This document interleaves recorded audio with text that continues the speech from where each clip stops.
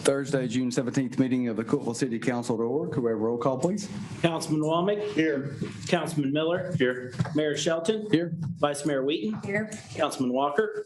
Here. 5 present. Thank you. At this time, I'd like to invite those that wish to do so to stand for the invocation given tonight by Scott Parkinson, pastor of Stephen Street Baptist Church, followed by the Pledge of Allegiance to the United States flag.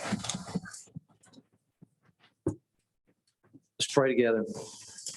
Father, we acknowledge you today as the ultimate and supreme ruler of this universe. And we thank you for this great city of Cookeville that we all love. God, I pray for Mayor Shelton. I pray for the city council. I pray for everyone here today in the order of business. We pray, God, that you would be sovereign, that you would be Lord over everything that is said and done, that you would guide us into all truth. And we offer this prayer in the name of Jesus. Amen. Amen.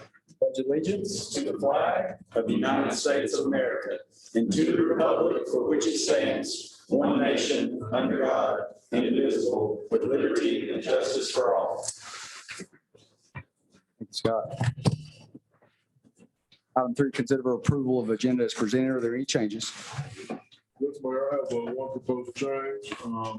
To add as item 5F1, where the current 5F would be 2, but as 5F1 would be to receive the actuary study regarding the transfer of TCRS assets and liabilities from the city to CRMC and consider for approval a scenario for the transfer. All right, there's the motion. Is there a motion for that? Second. Motion and a second on approval of the amended agenda. Any discussion? All vote.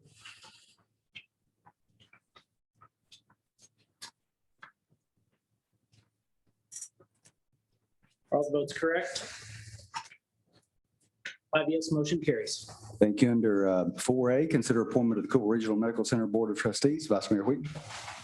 Yes, it is time for the appointment to the medical board, and we have like to nominate Dr. Scott Copeland to the board.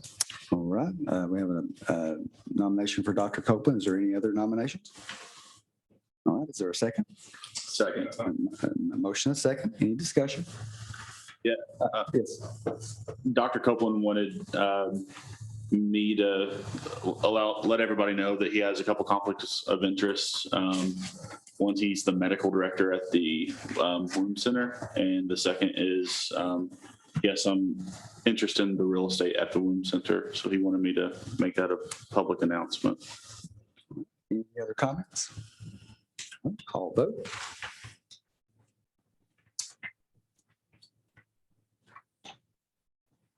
All the votes correct?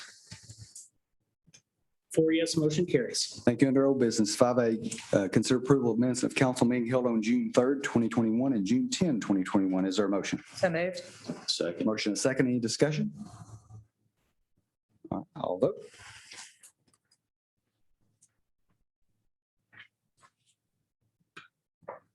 All the votes correct?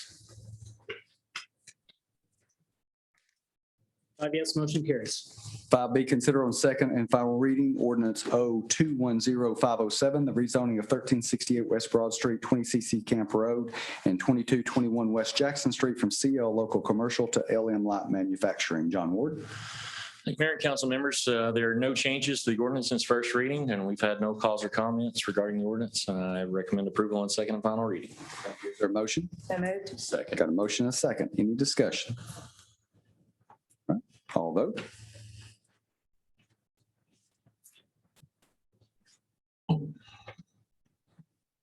Are all the votes correct?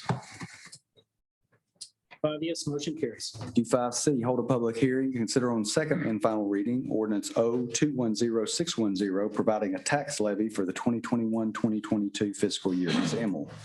Mayor and council members, this ordinance will establish a tax rate for the 2021 property taxes for our fiscal year 21-22 budget. The ordinance will adopt the certified tax rate as rounded up to the nearest whole cent. There have been no changes since first reading, and we've had no calls or comments, and I would recommend your approval. All right, at this time, we'll open the public hearing. Do we have anyone that would like to speak about this matter? Okay, we'll close the public hearing. Is there a motion? So moved. Motion and a second. Any discussion from the council? All vote.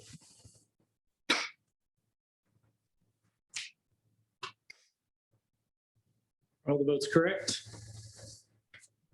5 yes, motion carries. 5D, hold a public hearing to consider on second and final reading ordinance O210611, authorizing appropriations for financial aid to public service, nonprofit, and charitable organizations for the 2021-2022 fiscal year. Ms. Emmett? Mayor and council members, this ordinance appropriates a total of $813,155 to various public service, nonprofit, and charitable organizations. We have made no changes to the ordinance since first reading and have received no calls or comments, and I respectfully request your approval. Thank you. We'll open the public hearing for this matter. Is anyone that would like to speak about this matter? We'll close the public hearing. Is there a motion? So moved. Second. Motion is second from the council. Any comments? Call vote.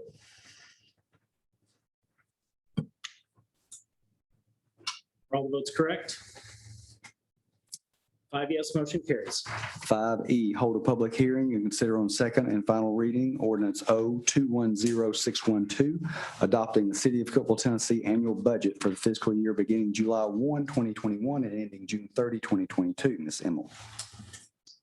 Mayor and council members, we are requesting approval of our budget for fiscal year 21-22. This will adopt the budget for our general fund, our special revenue funds, the debt service fund, capital projects fund, our utility departments, and internal service and insurance funds. The total proposed expenditures in the ordinance for all the funds is $172,251,081. We've made no changes in the ordinance since first reading and have received no calls or comments since, and we would recommend your approval on second and final reading. Thank you. We'll open the public hearing. Is there anyone that would like to speak about this matter? We'll close the public hearing. Is there a motion? So moved. Second. Motion is second. Any comments or questions from the council? All right, I'll vote. All the votes correct? 5 yes, motion carries. Thank you. 5F1, related to the TCRS. Mr. Mills. Mayor and council members, as you know, over the past couple of years, we've been working towards addressing an issue where employees with the medical center have remained on the TCRS rolls for the city of Cookeville. This, of course, was done inadvertently. There was no intent here to do this other than it occurred. And when it was found out a couple of years ago, we started the process to try to address it. Last May, the council approved a resolution authorizing and requesting that an actuarial study be done to evaluate what it would take to address the situation. That report has been completed. It's been submitted to the TCRS and to the Department of Treasury, and each council member has had an opportunity to review it. The report presents 3 scenarios for addressing the transfer of assets and liabilities from the city to the Cookeville Regional Medical Center. Basically, what would the options that are given, a certain amount of the TCRS funds that the city has contributed would be transferred over to the Cookeville Regional Medical Center as assets, and also would be transferred the liability of those former City of Cookeville hospital employees over to Cookeville Regional Medical Center. There are 3 alternatives or scenarios, which is what we requested from the actuary when they did this study. The first scenario would reduce the city's rate by 3.2%. The second would drop our contribution rate, TCRS contribution rate, by 7.44%. And the third rate would drop our contribution rate by 10.54. The difference between the rates are the scenarios. The first scenario simply transfers those employees that were formerly hospital employees or formerly City of Cookeville employees over to the hospital. The second alternative not only transfers those employees, the liabilities for those employees, it also transfers an estimate for what the city has paid over the last 20 years to TCRS on behalf of those employees. And the third scenario transfers the employees, what the city has paid over the last 20 years, and any growth that would have been incurred for that contribution over the last 20 years. Now, to accomplish what we need to accomplish, the council and the board of trustees must agree to a scenario. Both bodies must agree to this. And to have it accomplished so it becomes effective next fiscal year, we need to have it done by June 30th or this month and have this submitted to TCRS. Again, both bodies will have to agree to this. Of course, the three scenarios would have a very positive effect on the city's budget, and of course, it will affect the Cook Regional Medical Center's budget differently. So I'll present this to you and open up for discussion. I'll try to answer any questions about this. Paul and I have had ongoing conversation about this, and let me say this up front, that Paul and the board have been completely cooperative in this. For the last 2 years, we've worked hand in hand to try to get this resolved. Paul and I and his legal counsel, we all went to Nashville, met with our state representatives to get this worked out. And I do appreciate all the cooperation. He understands that, this has happened. Nobody intended for it to happen, but now it's been found. And we all want to correct it. Where we go now is which alternative do we want to pursue? And I'll try to answer any questions. I'm sure Paul can, and then I also have Brenda's here in case you have any other questions. Since this is a new item, rather than ask for a motion and vote now, let's have the discussion on it, I think would be appropriate so we know where we're going. Is that good with everything? Is that good with council? Okay. Who would like to comments or questions? I've got a question. Councilman Walker. Thank you. So the deadline on this is June 30th. That's What are correct. the consequences for going past that date? Well, the consequences are, it doesn't become effective until 2 more years. If this rate's approved now, then it would become effective next fiscal year. Now, let me also say that since we became aware of this, the medical center, Paul has authorized the city to be reimbursed. For example, this current fiscal year, the medical center reimbursed the city over $800,000. Paul's also indicated that they would reimburse us for this new fiscal year. And then the next year is when this would all take place. Now, let me also say there's not going to be, whichever scenario everybody agrees to, there's not going to be a check written by the medical center to us or to TCRS. They take the money would be transferred from the accounts, the TCRS accounts that are held for both the city and the hospital. The medical center's been contributing for years for their own employees. It's just that we have a group that we've been paying for too, that we shouldn't have been. So basically what would happen, and the scenarios present the millions that would be transferred. It basically goes from 45 million down to 25 million that we would transfer if whatever scenario is selected. And I will stress again that both bodies have to agree to this for this to happen.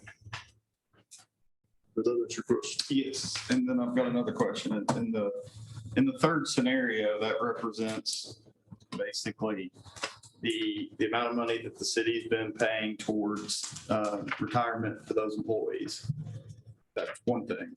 The investment earnings, potential investment earnings on that account to correct that. That's right.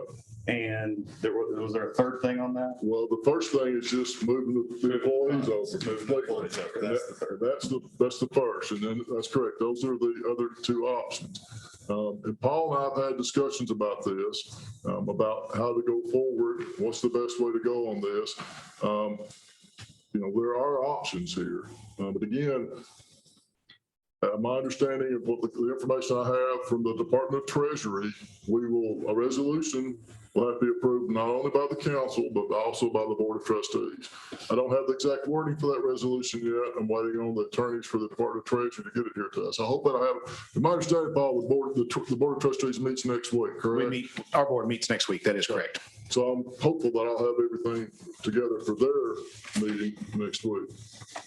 I think the main issue, waiting for the language from the TCRS attorneys, is to get the language that protects the retirement fund.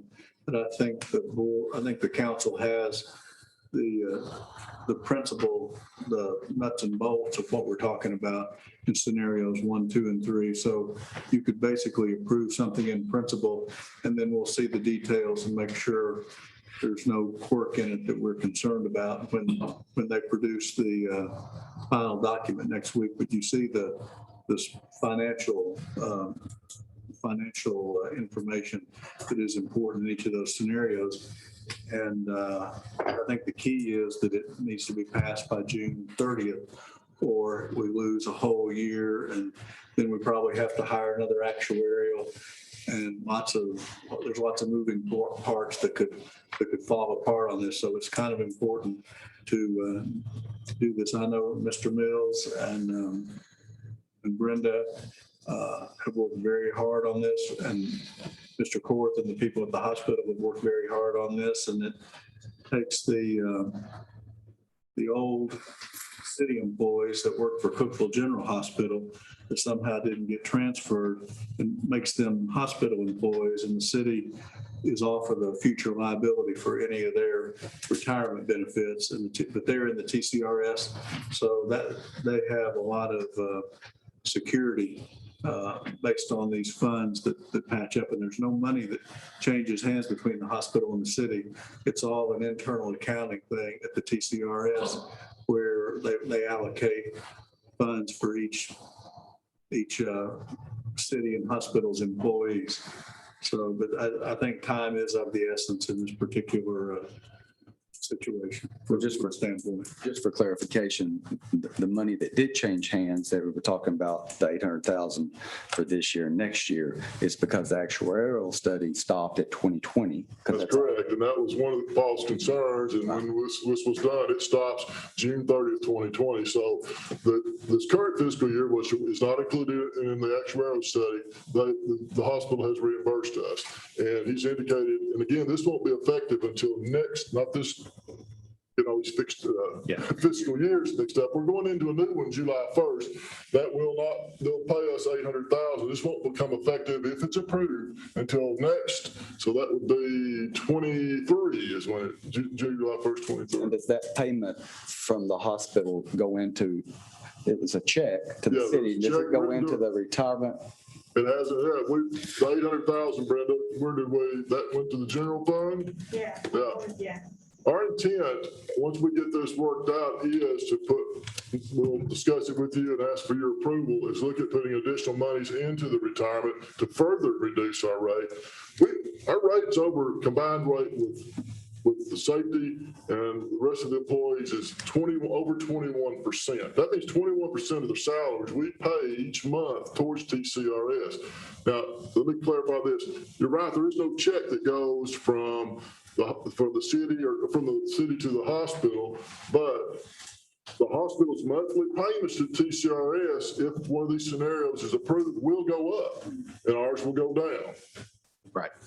Now, Paul and I have discussed about what scenarios to do. And again, we have proceeded, and what we've done over the last couple of years was the scenario 2. Now, that was based on a previous actuary study. And this is slightly higher. I've discussed with Paul based on discussions I've had with you guys and we've had in the public meetings about looking at scenario 3, if there was some type of commitment about leaving the in lieu of a fee amount that the hospital pays us, leaving that stable for a certain number of years. Then to consider scenario 3, because that, of course, has the biggest benefit to the city. It has the largest impact to the hospital. I don't know if Paul's had a chance. I don't think he's had a chance to run the numbers yet. But I will. I'll have those run by next week so we can discuss at our board level.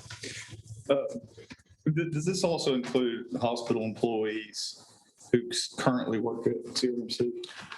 No, if I can speak and clarify to this. When we moved the funds over in 1999, or we moved to a private act in 1999, if you worked at the hospital for a year before that, if you started in the hospital in 1998, and you're still there today, so you've worked there now 23 years, only that first year is in the city's liability.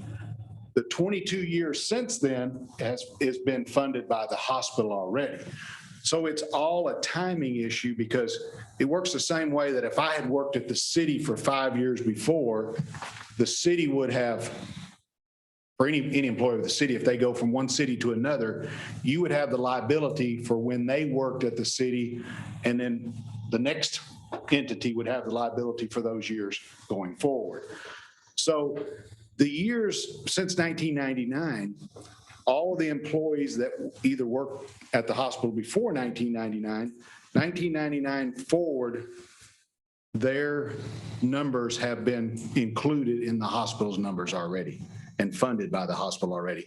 Only the employees that worked before 99 and whatever time period they worked before 1999 is what's been funded under this. And that's why it is a large number, but it's not the whole. Yeah, it's not It's what not it the, could whole- be. yeah, it's not the whole, at least they did move over the employees in 1999 and moved them to the new account. Because see, we used to just have one account.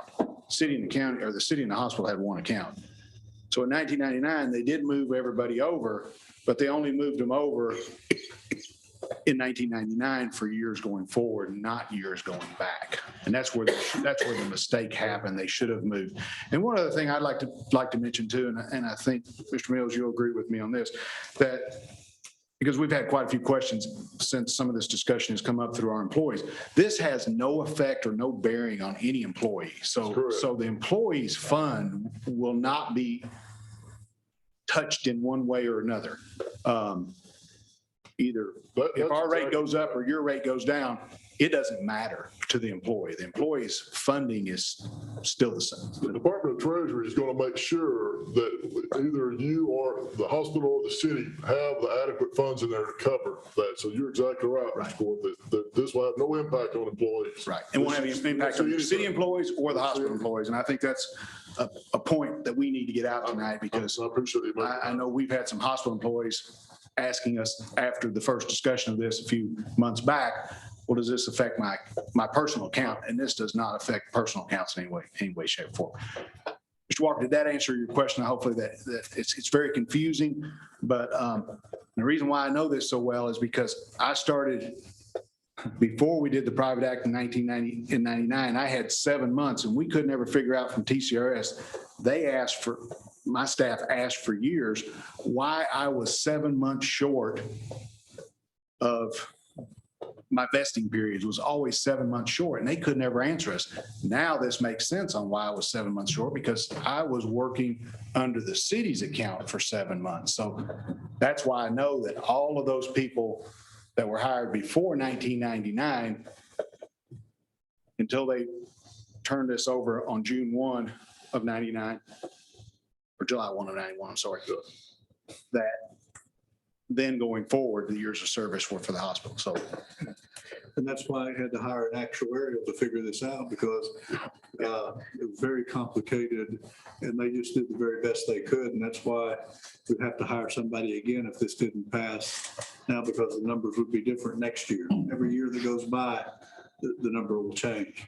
And that's a good point, Dan. And to give you a better idea on the numbers, and it's included in the report, currently on the city's TCRS head count, it's 1,594. 753 of those are hospital records. So you can see how much of an impact that's going to have for the city and for the medical center by putting those employees with the medical center. Councilman Miller. I've got two questions here. Are we actually going to vote on a scenario tonight for the council here? You can, if you're comfortable with the scenario, yes, I think you can. Now, we may, like Dan said earlier, we may need to, based on the wording, the formal wording that the treasurer gives me for the resolution, we may need to call a special meeting and meet again and formalize it to a resolution. But I mean, if you have a scenario that you want to approve, that we would submit to them, but I would stress to you again, the Board of Trustees must also approve that same scenario. And with that, how can we ensure the Board of Trustees that this council at least, and hopefully future councils as well, won't raise the property tax in lieu of if we do go with scenario 3, just so we don't bombard them with millions and millions of dollars? Yeah. Well, I think you could vote as this council to make a commitment that you won't be requesting any increase in lieu of. And Dan, you may have to speak up on this. I don't know that you can set future councils commit future councils. You can commit to recommending that future councils, I believe. Well, not doing lieu of This increases. council, you could make a commitment Yes. not to do whatever you want to do. And then you make a recommendation to the future councils. And, there's a lot of good faith between each council that goes forward because you want to have continuity of leadership in a lot of issues. And so I would think that it would, barring some terribly unforeseen economic situation, it would probably be respected if you picked a time, made a motion to do it for a period of years to leave the in exchange for scenario number 3, maybe leave the in lieu payments for either 3, 4, or 5 years. And you'd be obligating that for this council through next year's election. And then after that, the next council would hopefully go forward with that because these in lieu payments have basically been very stable for a number of years anyway.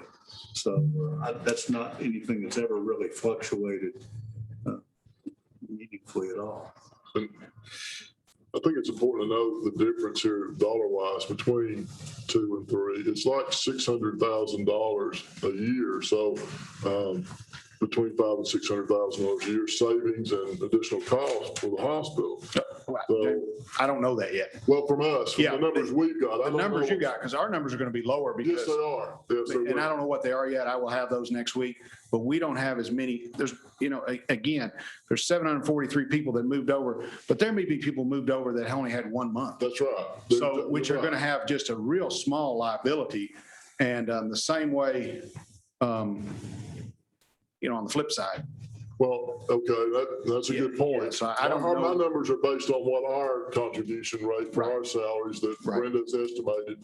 And basically, each percentage point from the city's contribution rate is $189,000, correct, Brenda? Yes, sir. So you can see the numbers here really add up for us. Now, again, it'll be different for the medical center. Paul's got his people working on that. Right. Councilman Walker.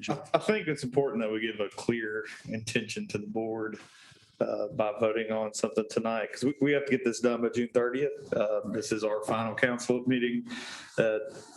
Perhaps we'll set a record this month, but it is our final council meeting this month, and I think it's important to give our intentions to the board. So if we can hash as much of this out as we can tonight,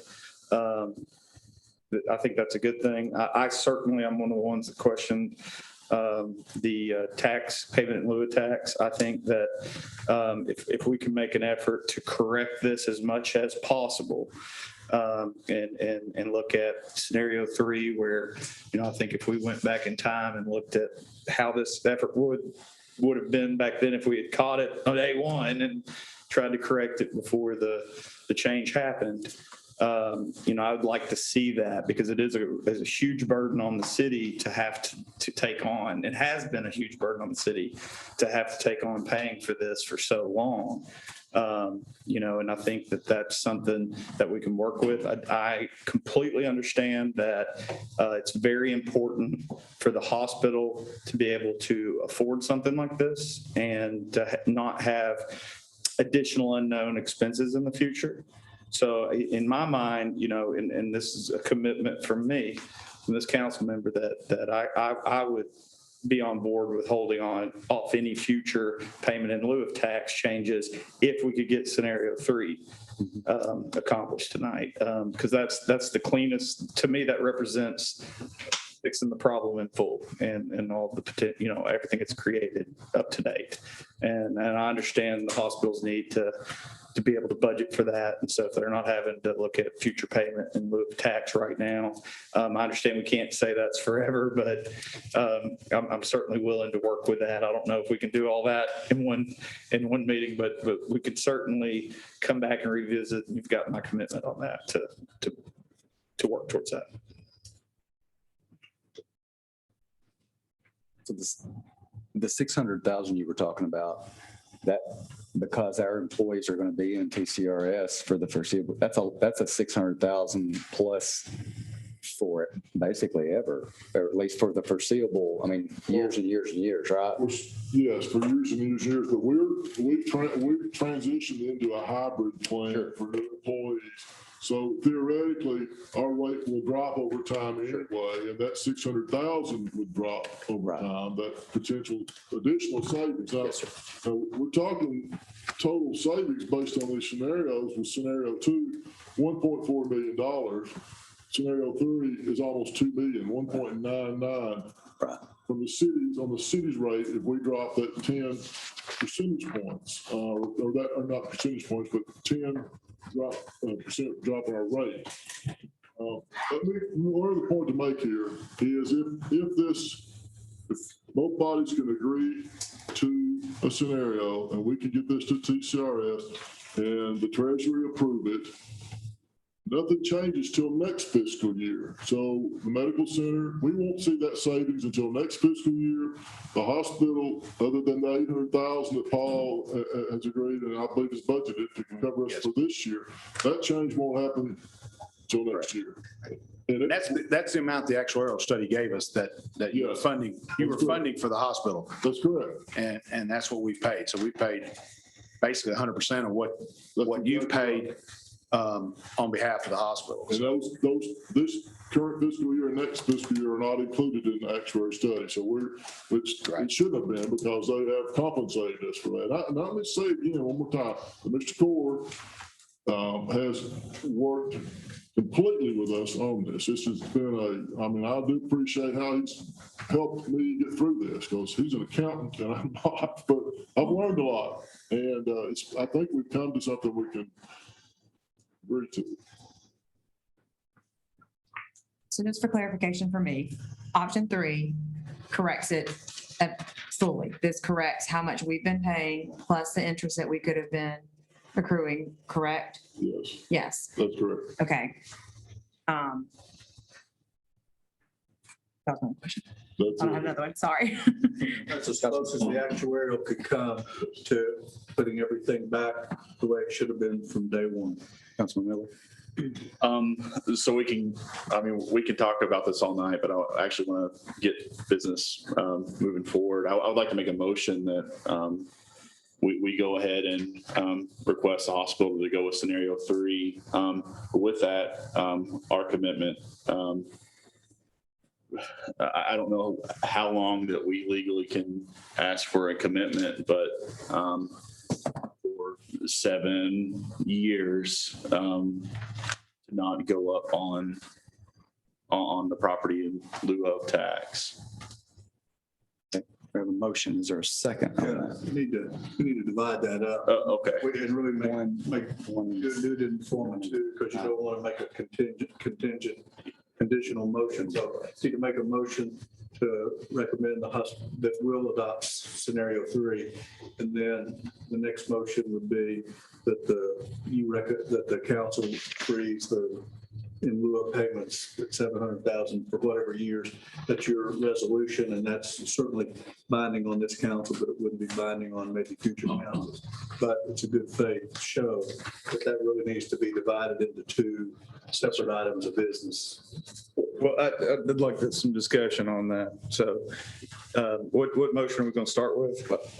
There's no second, so right now we don't have them. I guess we have. All right. You want to start with your motion again? I want to make a motion that the council goes with option 3 With no parameters. with no parameters, and then I will go back and make another motion that we put parameters on it. Is You that said you could make the motion with parameters for the length of this council term and then a recommendation for the whatever extended term. Is that correct? Pass a resolution, and it would be binding on this council, and it would be kind of a precedent for the future councils. Okay, so Anyway, by now there's a motion for this council to adopt scenario number 3. That's the motion, and there's no second. That's where things presently stand. And we can't have a discussion because there's been a motion, correct? Once you have a second, you can have a discussion. Okay, I mean, so I'll second the motion for the for discussion. the discussion. Yeah. Okay, Councilman Walker. Okay. Yes. Is this something you can work with? I can, yes, with the parameters of extending some type of fixed, 17 years, whatever we come up with, it's something I can take to the board and recommend. Again, we meet next month or next week. I can't make a formal commitment tonight, but what commitment I can make is that, yes, this scenario 3 would work with being able to set, and I would work with the board to get that approved.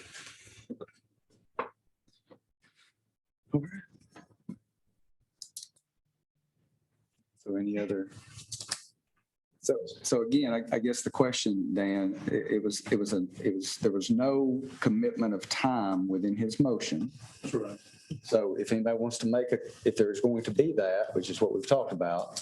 I think Mark was going to make a second motion that if this one passed with respect to a time commitment.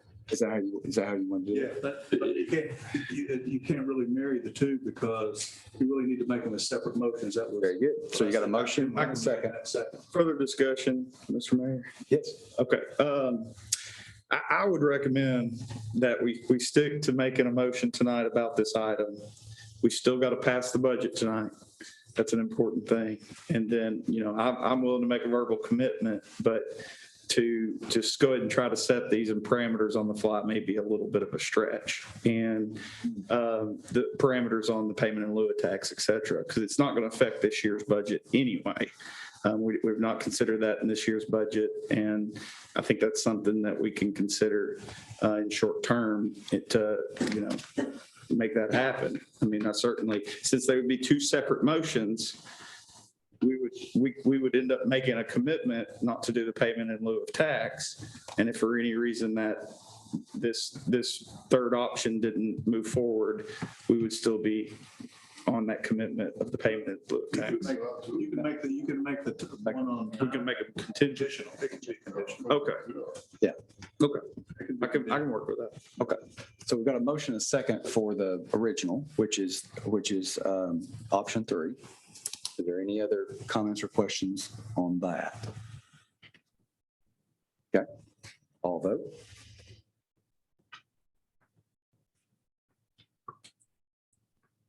All votes correct? 4 yes, motion carries. Then I'm going to make another motion that we make a commitment that will not go up on the property in lieu of tax for 7 years.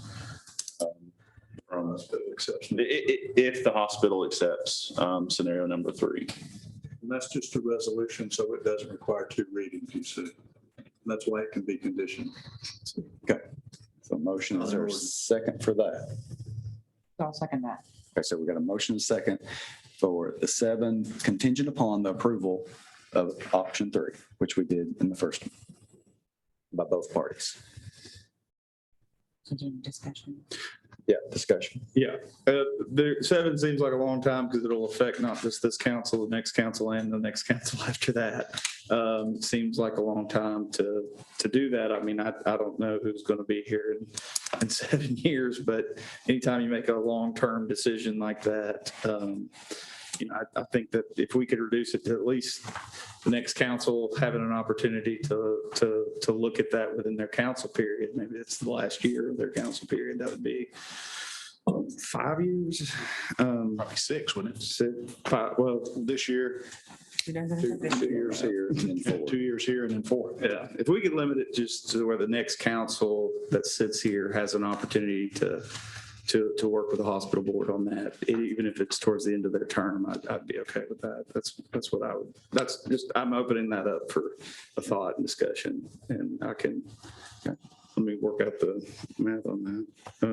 If y'all give me just a second.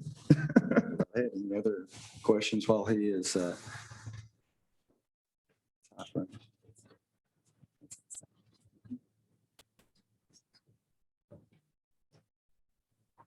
But my big thing is I do want to give my commitment to the hospital board because this would be scenario 3 would be extremely generous to the city of Cookeville. So I think on my opinion, a long-term solution is probably best.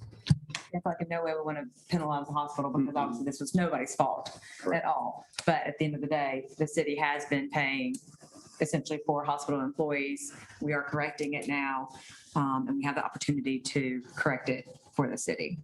And you have my commitment on behalf of the administration that I'll work with the board on that scenario with those conditional options also, because again, me and Mr. Mills fully agreed last year, and most of the board had talked about it last year of the scenario too. We felt like 100% that was a no-brainer, that we would definitely pay back everything. So with this additional of paying back those interest expense or those interest earned monies, there will be additional liability to the hospital. So it would help us to be able to gain that back through the fixed income tax number. Okay. Any other comments or questions? When would this begin? I mean, this time period.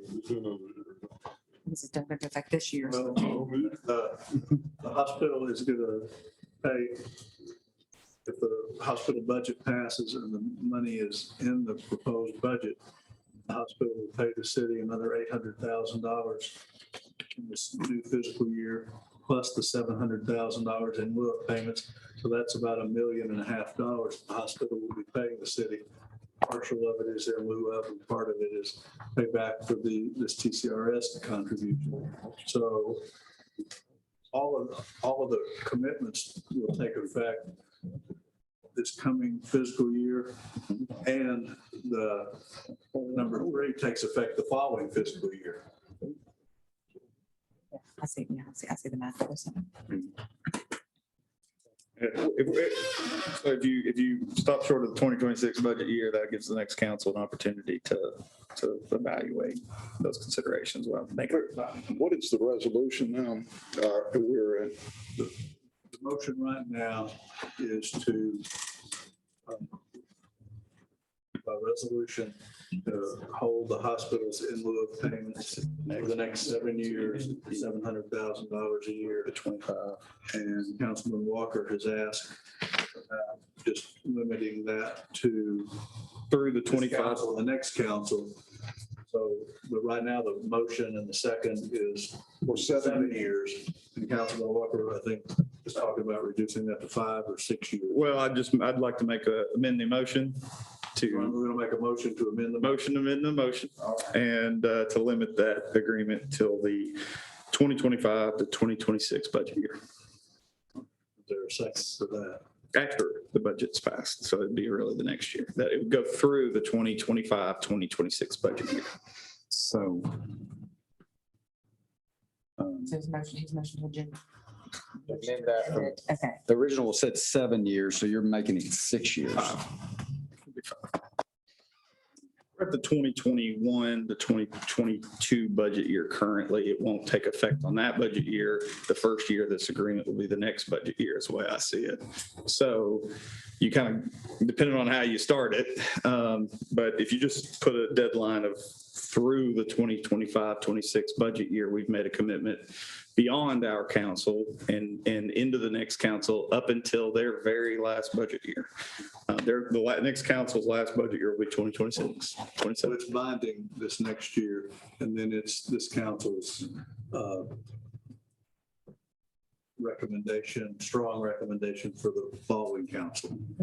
So it's kind of precedential, and it's still contingent upon the hospital passing. Correct. Number 3. So Yeah, and if y'all need a date, we could do the end of the year at 2025. And that'll give you the hospital time to look at that and the city look at that. Okay, so the amendment is to roll it back to the 2025, 2026, but 2026 budget. Is there a second for that? to roll through that budget. Right, Yeah. I mean, exactly.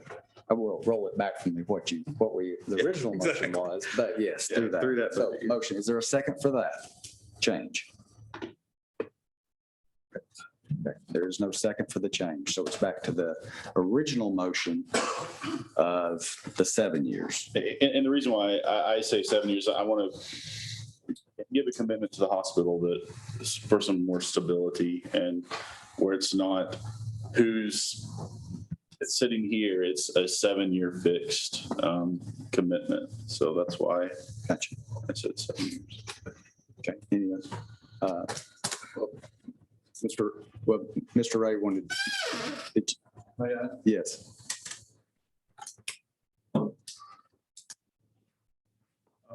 Two or three things.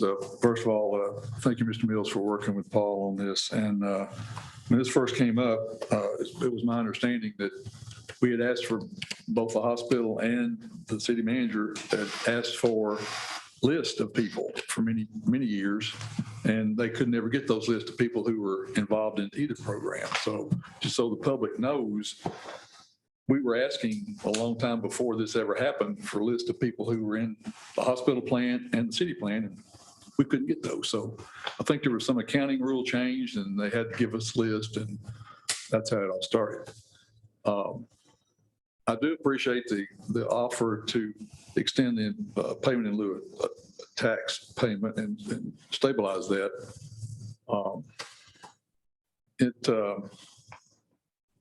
I think it is important for the well-being of the hospital that we do that. I've looked at some other hospital in lieu of payments, and it appears that some cities and counties actually contract with that hospital on those in lieu of payments over a period of years, so they can be stabilized. And Mr. City Attorney, is that possible to enter into a contract for those amounts? I think so. So, would you consider please entering into a 7-year contract? Because after 6 years, the $600,000 that the hospital is paying is going to continue. It's not going to go away.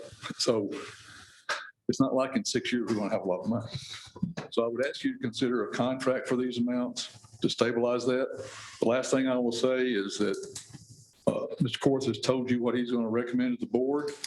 Usually the board will listen to Mr. Korth after some discussion, of course, and take his lead. So thank you for the time. I know it's out of order for me to speak maybe, but I appreciate your time. Thank you, Mr. Ray.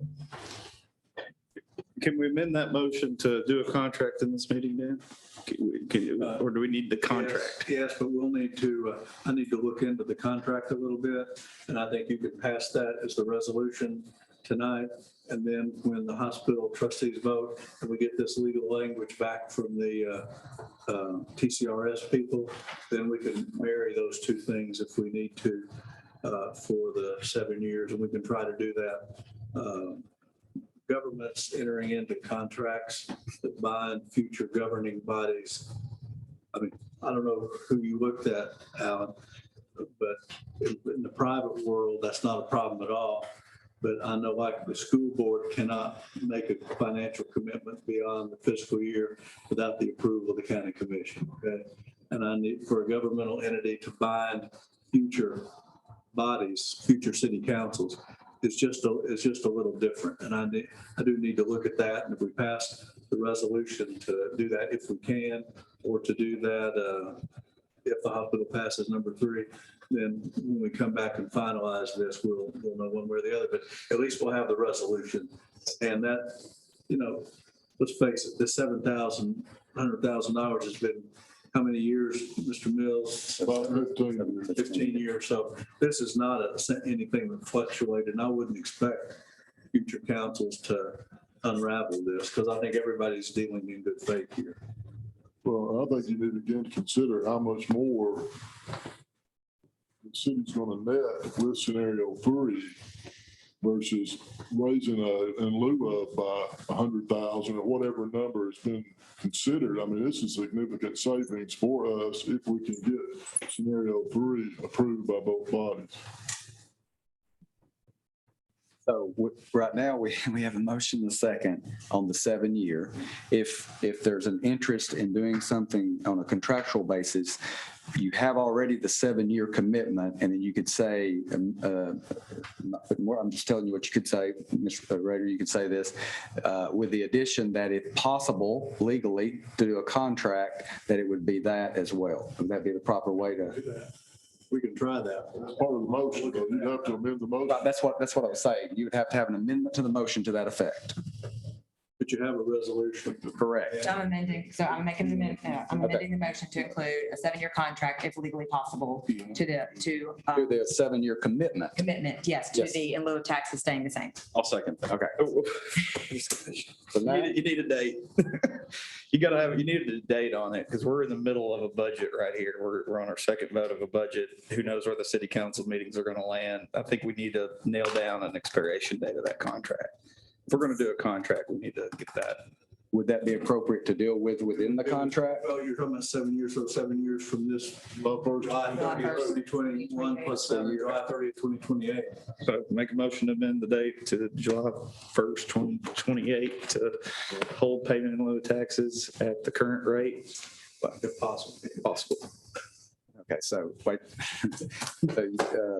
So we have an amendment. We have an amendment, which was the contract. Now you're amending that amendment to the date.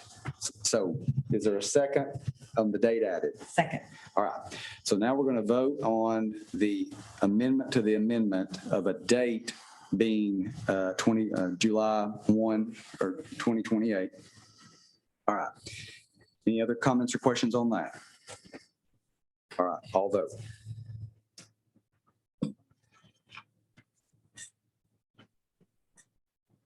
All votes correct?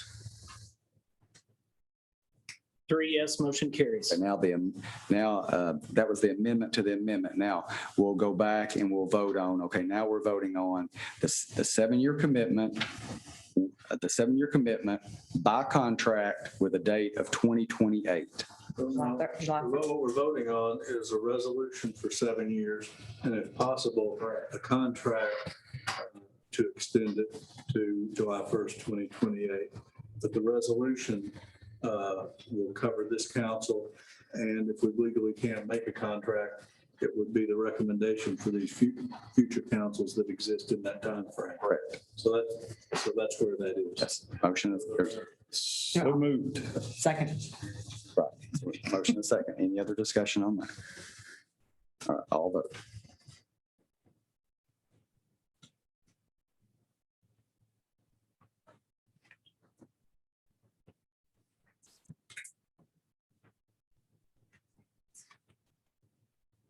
All votes correct? 3 yes, motion carries. Okay. That does complete that item, correct?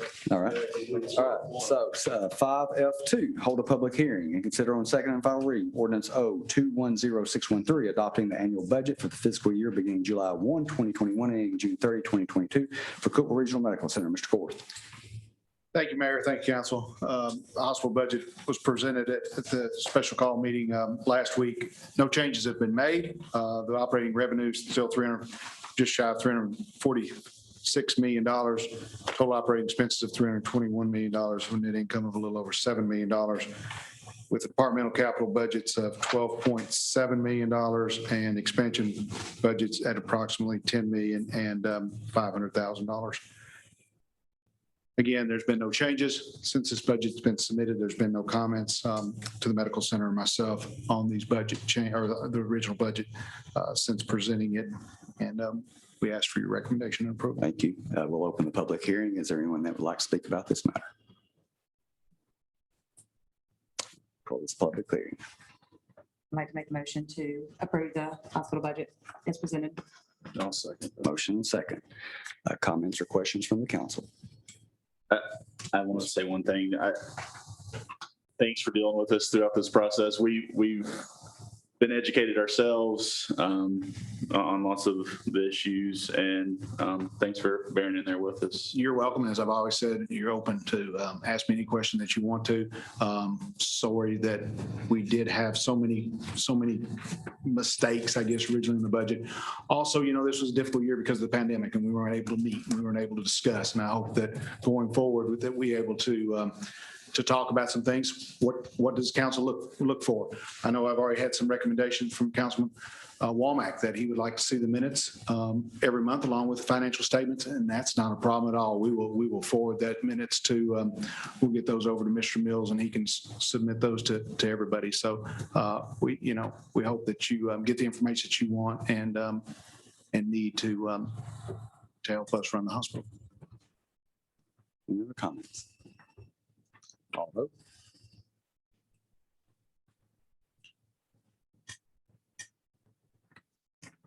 Our votes correct. 4 yes, motion carries. Thank you. Under the consent agenda, 6A, consider awarding bid for chemicals, Water Quality Control Department. Consider 6B, consider approval to purchase sanitation dumpsters from the Sourcewell Purchasing Contract. Is there a motion on the consent agenda? So moved. Motion is second. Any discussion? All vote.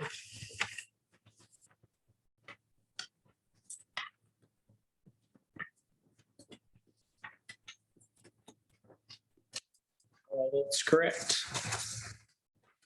5 yes, motion carries. Thank you. Under new business, 7A, hold a public hearing, consider on first reading ordinance 0210609, amending the municipal code of the city of Cookeville as adopted by ordinance number 0021233 and has since amended to revise in Title 16 entitled Streets and Sidewalks, et cetera, Chapter 6 entitled Miscellaneous Regulations for Streets and Public Ways, provisions related to littering in streets, alleys, or sidewalks, and obstruction of drainage ditches and stormwater structures. John Ward.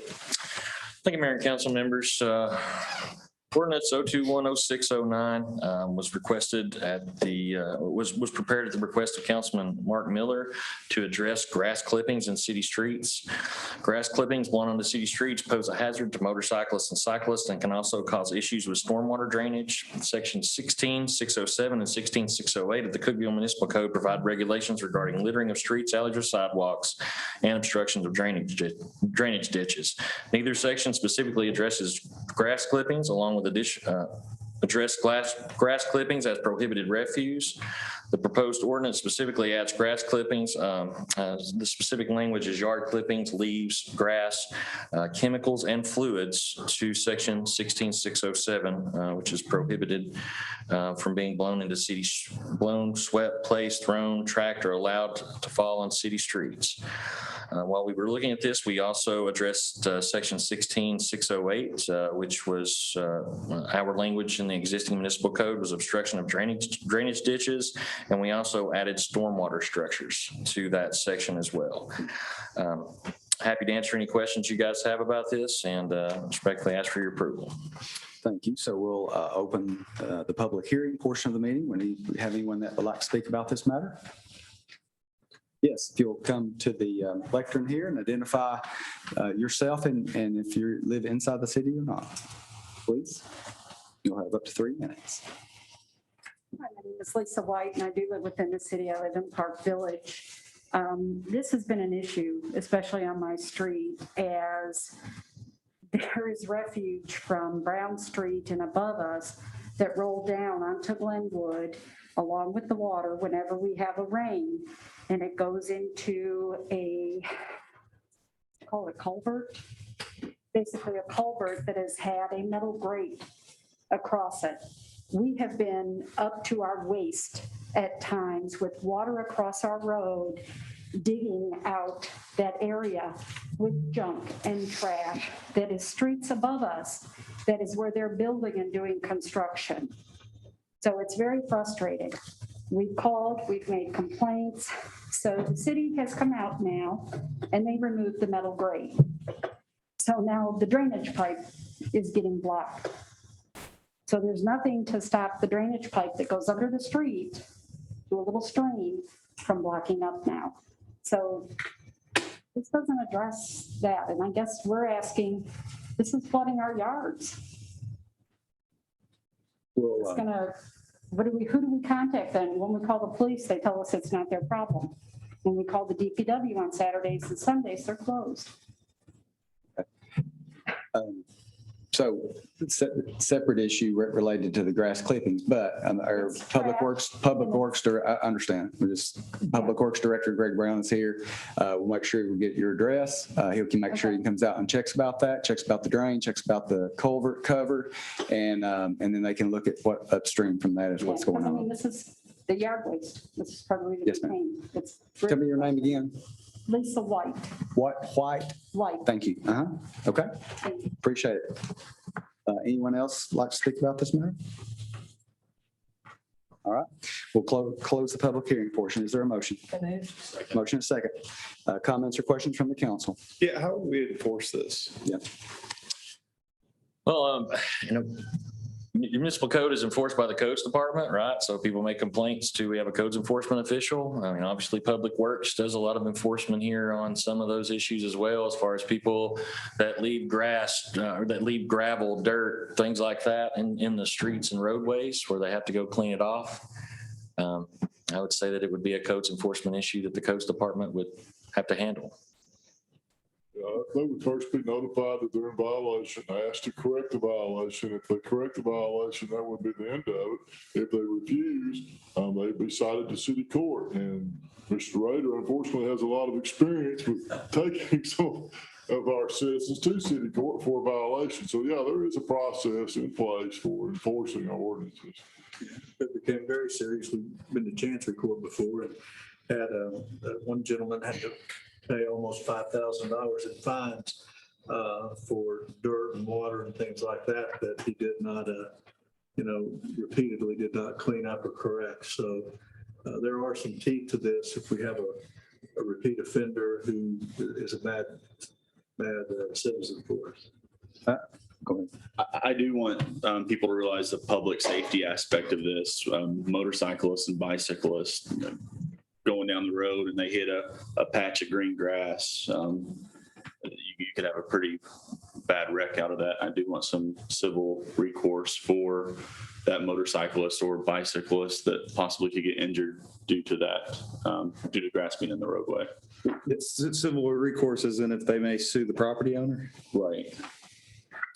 Okay. I mean, in my mind, I think, and I'm an avid motorcyclist, so there's nothing and I'm with your concern on grass clippings in the street. I think that's something that, as anyone in their neighborhood would like to see off of any neighbor's yard or their own. I tend to get grass clippings on the road, and then I run my little mower down the road and blow them back off into my yard the best I can.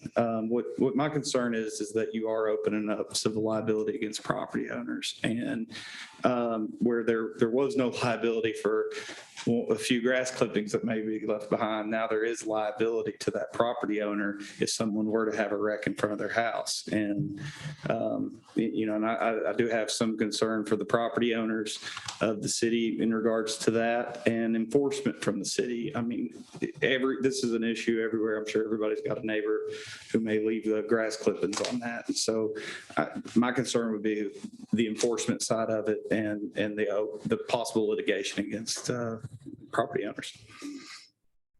And like we talked about Monday, just making sure that the public understands the expectation.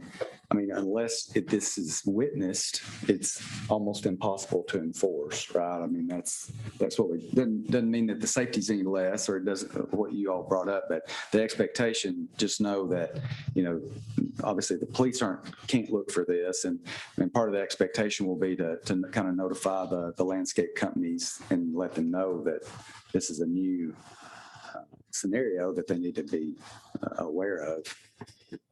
Yeah, not an issue you should be calling the police for. Correct.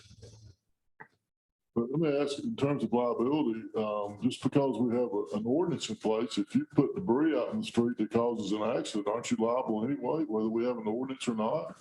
You definitely could be, but if you have an ordinance, it becomes what's called negligence per se, which is it's a strong piece of evidence to get around if you're the property owner or the person who does that. But you still have to prove that person is the one who violated the ordinance.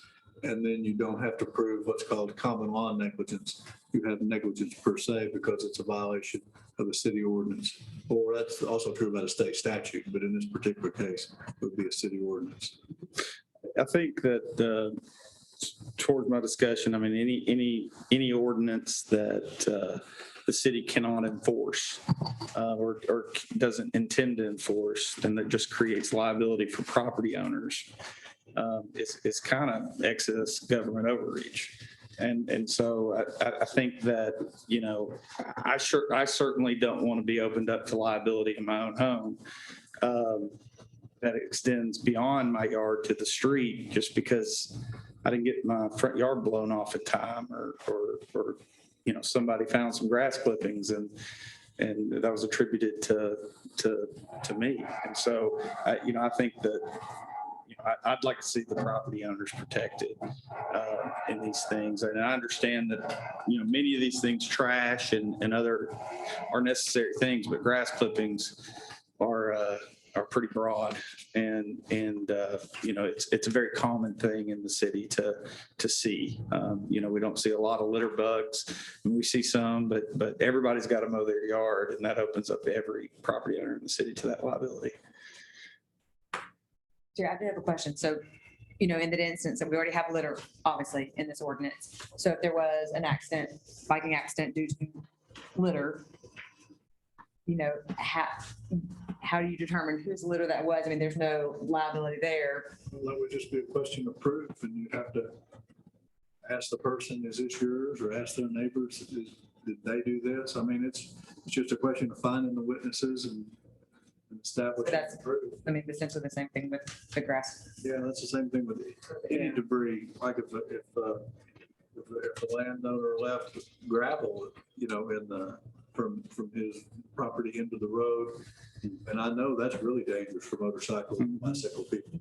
Anything that creates a moving surface creates a pretty big hassle for motorcycles or bicycles. And if you left gravel in the road or mud in the road, and it was, you were on notice and you created that defect and that caused an accident, you could be liable with or without an ordinance, really.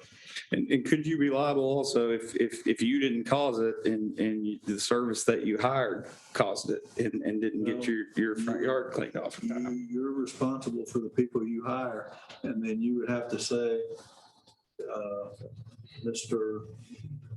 you hired a 12-year-old neighbor to mow your grass and he left grass in the road, you'd be having to answer for that because he's your employee or your contractor. If you hire a professional service, they've got their own insurance, so that'll take care of it. But if it's just a neighborhood teenager that you pay to do that, then you're just kind of stuck. And a lot of, most people's homeowners insurance would cover that if they have homeowners. If they're renters or something, they may not have it. But it's just a question of proof at this point, and like any other accident.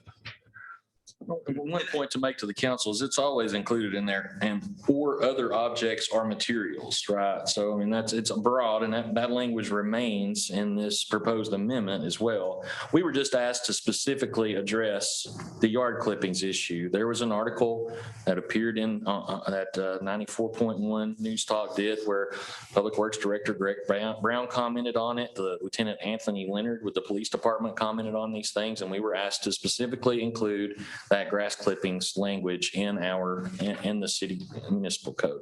And that's what we attempted to do with this ordinance. Yeah. And to be clear, I mean, I'm an avid motorcyclist. I truly understand the hazards. I can 100% get behind city campaigns to urge its citizens to remove their grass clippings from the street. But I think this opens up one more avenue possibly for property owners not to be able to have a liability out there, and that concerns me. I feel that it's already actually included in the current ordinance. This just clears it up by adding that and bringing a public light, like, hey, let's don't blow our grass clippings out in the roadway, because with the other objects, you officially can't do that right now anyways. I guess the difference is, obviously cutting your grass is a very common thing that people do every day.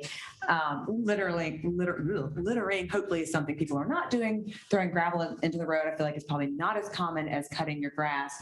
So is there a way possible we could do something like a resolution instead of an ordinance, again, promoting, the safety, the issues that come along with having grass clippings in the road instead of the government oversight of enforcing that, again, because the safety concerns are there, very important, something we want to address.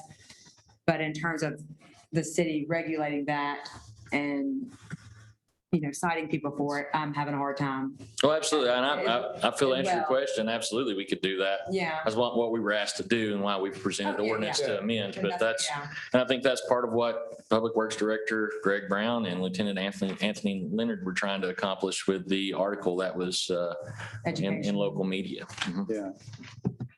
Certainly no disrespect to attorneys, but as you said, it's already in there. And so if you bring more light to it from a ordinance, to your point, it may open up more litigation possibilities. So, I mean, if there is a way that we could do it in a campaign, working with a formal campaign of some type to show awareness and education and importance, and maybe that might be a more palatable way to 100% understand the safety concern. I agree. Seen that. Yeah, but is it the city council's, the city's Right. job to pass an ordinance to, Aggressive. that's what, yeah, I have trouble with. So. So do we need to vote on the? Yeah, so right now, With a motion and second. we have a motion and a second. Any other comments or questions? Okay, all vote.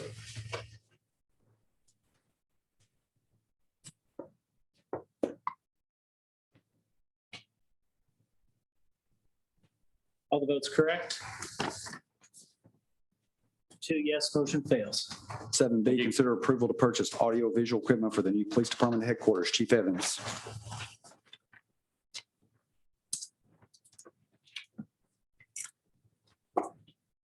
Mayor and council asking you to approve the purchase of audio-visual equipment for the new police headquarters.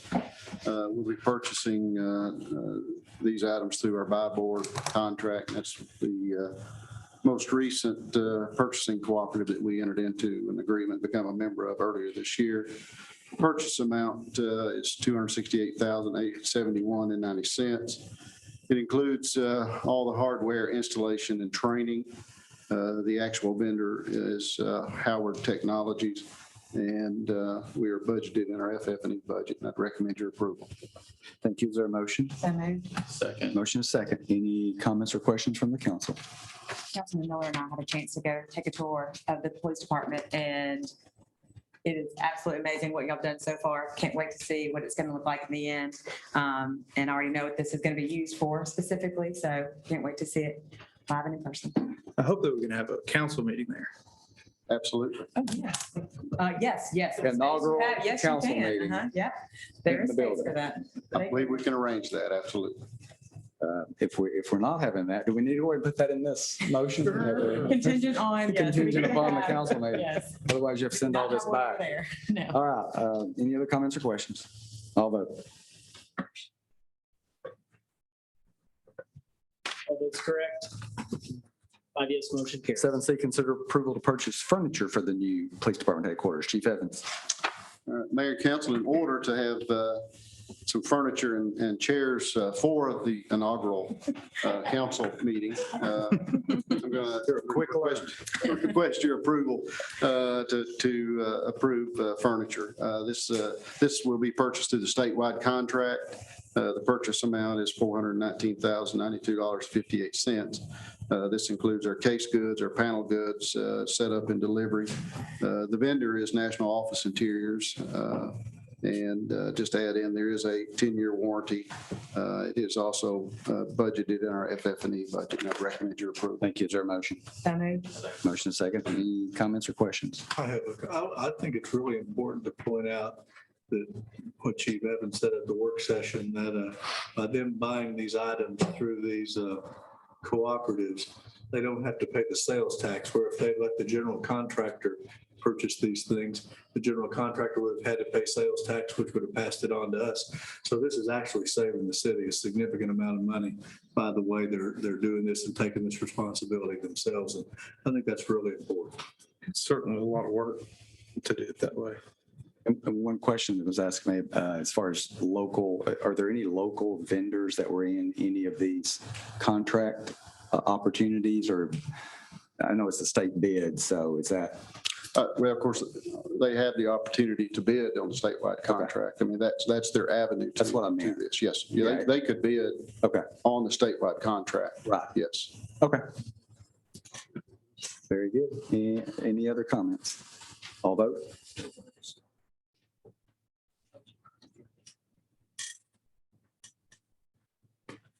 votes correct. 5 yes, motion carries. And 7D, consider authorizing the city manager entering into an engineering agreement with Patterson and Dewar to evaluate Cane Creek Substation. Carl Haney. Mayor and council members, this agreement would authorize Patterson and Dewar Engineering to evaluate our Cane Creek substation and provide options for us to upgrade the 69 kV transformers there. These transformers are reaching the end of life for their service, and they will be budgeted to be replaced in the 2022-23 fiscal year. We've negotiated a not to exceed of 14,000 with Patterson and Dewar, and I would recommend your approval. Thank you. Is there a motion? So moved. Motion is second. Any comments or questions from the council? Call vote.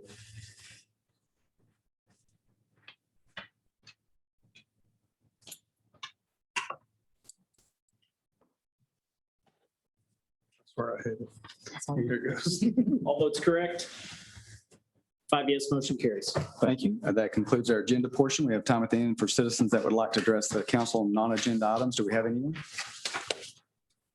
Any comments from the council? Mayor, if I could, I'd like to take an opportunity to thank Ms. Emmel and the finance department for all their hard work on the budget this year. And I also want to personally express my appreciation to the council for approving the budget, which includes significant pay enhancements for our employees, which I think are much deserved. But I did want to express my appreciation and appreciation of all the directors for the council approving this budget. I'd like to also make a comment. I really do appreciate all the hard work that Zimmel does on the budget and all the hard work that all the city directors do to keep this city going, into the future. I also appreciate the hospital board of trustees and their hard work to ensure that the hospital continues to operate as it should, and appreciate their civic service in navigating budgets and working towards a goal of having a good city hospital. So thank you. Yes, sir. And there's two things. I'm really excited that we're able to get the feasibility study for the aquatic center and ice rink. The aquatic center has been one of the main topics that everybody asks us about all the time. And the second thing is really short, but Juneteenth is Saturday, and that's a very important holiday to some members of our community. So that's all I want to say. And notice the slide. This is the last, concludes the last slideshow by Terry Clark, who's retiring. How many years? 22 years with the city. 22 years with the city. We So will miss him. absolutely. Everything's on paper. Next. We're adjourned.